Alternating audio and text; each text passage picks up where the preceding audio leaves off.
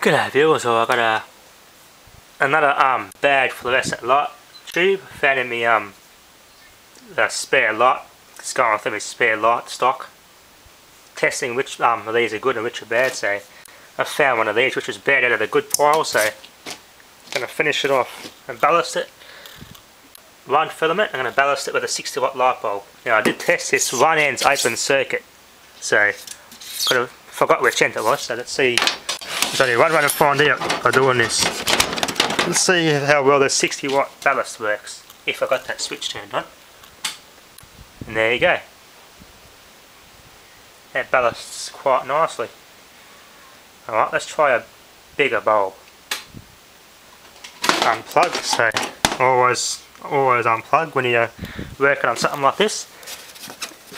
So take this out. It's an incandescent bulb, by the way, so I'm going to keep those. Try a larger bulb. My viewer's got a 100 watt clear incandescent bulb there. Power on. And there you go, that's not even barely glowing, so we know that's not the blown end. Alright, let's try something else slightly bigger. Okay viewers, I got 190 watt load. I'll gradually speed up the motor, so let's try each speed and see how well that thing can cope. So I'll plug this back in and we'll turn on. Alright, I'll have the camera here. And there you go. Speed 2, speed 3, 4 and 5. Flat out, fast to go. So it's more than 190 watts that thing needs to light up. Alright, let's try a bigger load. So, as first as always, unplug, safety first. What else could I try? Maybe introduce a variac this time with a bigger load. That way I can gradually increase it to see at what point would that start glowing. Right, viewers, I've got variac involved here. 600 watt load, which is on the other end of that variac, which is a vacuum cleaner. So let's plug this in. The variac's on 0, so very carefully. Alright, it's definitely on 0. Now I'll turn this load on.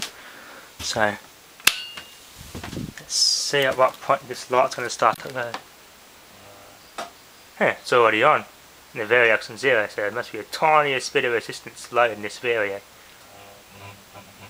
Hit the vacuum cleaner, start to go.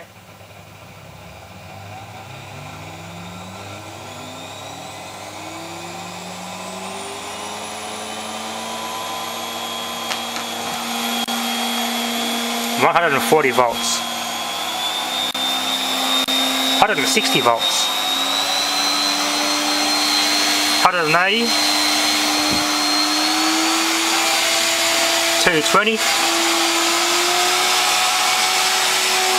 250, 260, that's flat out 280 volts, there you go. That popped at 280 volts. Alright, variac's on 0, very carefully get out of here and we'll unplug. So, and then we're safe. Yeah, you got a bit hot. Scarred the styrofoam a bit, so let's try the other end. Didn't rupture the glass though. So there's still gas inside this, it didn't rupture the glass envelope. So we'll flip around and see what this filament does.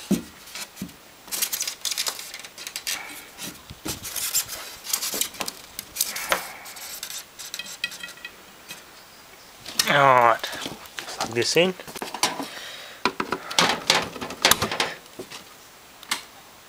Oh, just popped straight away.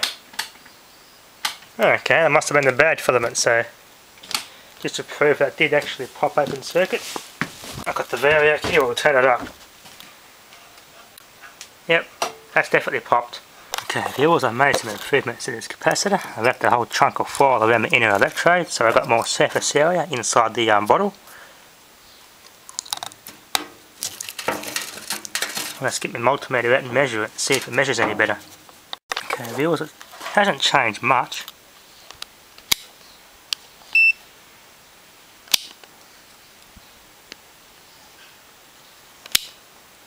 Voltage 1.4 millivolts,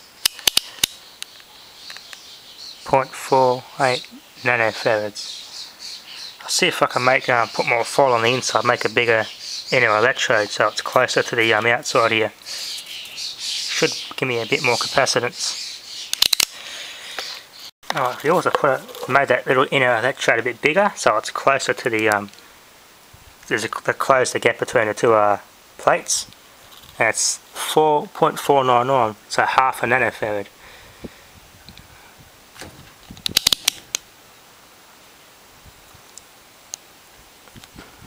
Yeah, not holding much voltage. And it's giving me reverse polarity, so this is your negative and that's your positive. Now it's gone back the other way. We always, after putting the microwave oven transformer across it, had 50 millivolts. Now it's gradually dropping down, losing its charge.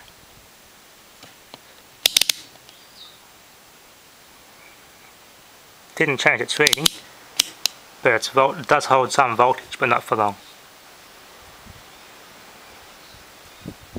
So it is working, so that's good. Alright.